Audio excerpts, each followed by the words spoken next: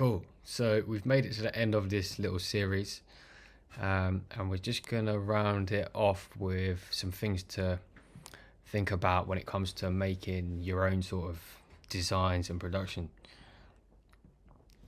Does Beam have fixture profiles for your lights?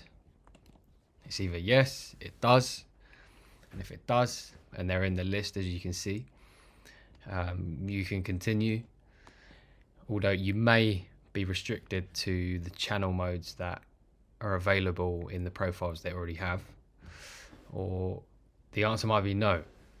And if they don't have the lights that you want to use and they're not in that list, you can request the profiles for the light you want to use, or you can use their platform where you can create your own. Another thing to consider is measurements. It's quite important really, because when we're designing in Capture, you want to be as accurate to what you're going to be sort of dealing with in the real world. So yeah, there's some important information you need to obtain beforehand from, say, a venue to know what you want to throw into Capture in terms of like ceiling height, length and width of a room, for you to then be able to design and throw in your production. There's always the chance, once you've built it in Capture and you come to do it in real life, you may need to adjust. The next thing to think about is who's going to control it.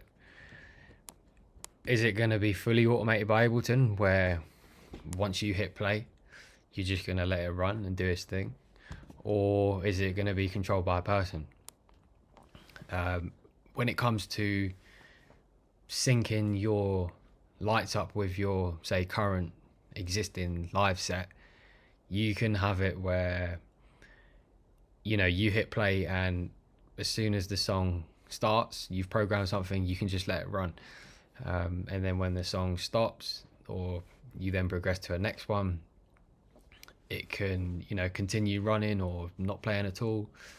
It's really just down to you. But then there's also the option where you can have it controlled by a person.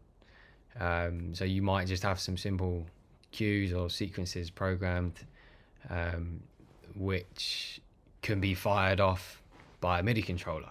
It all really just comes down to what you want to do. So yeah, that's been my take on how to control lights using Ableton Live with Beam for Live 2.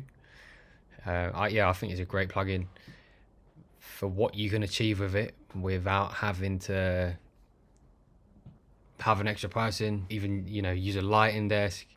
You haven't got to know how to use any of that stuff. If you know how to use Ableton and work with automation, and map to a MIDI controller, you can achieve something pretty good. And yeah, with the use of Capture, you can pretty much build everything virtually without having to get your hands on the actual lights themselves, be in the venue, and get an idea of what it's going to look like before you do it.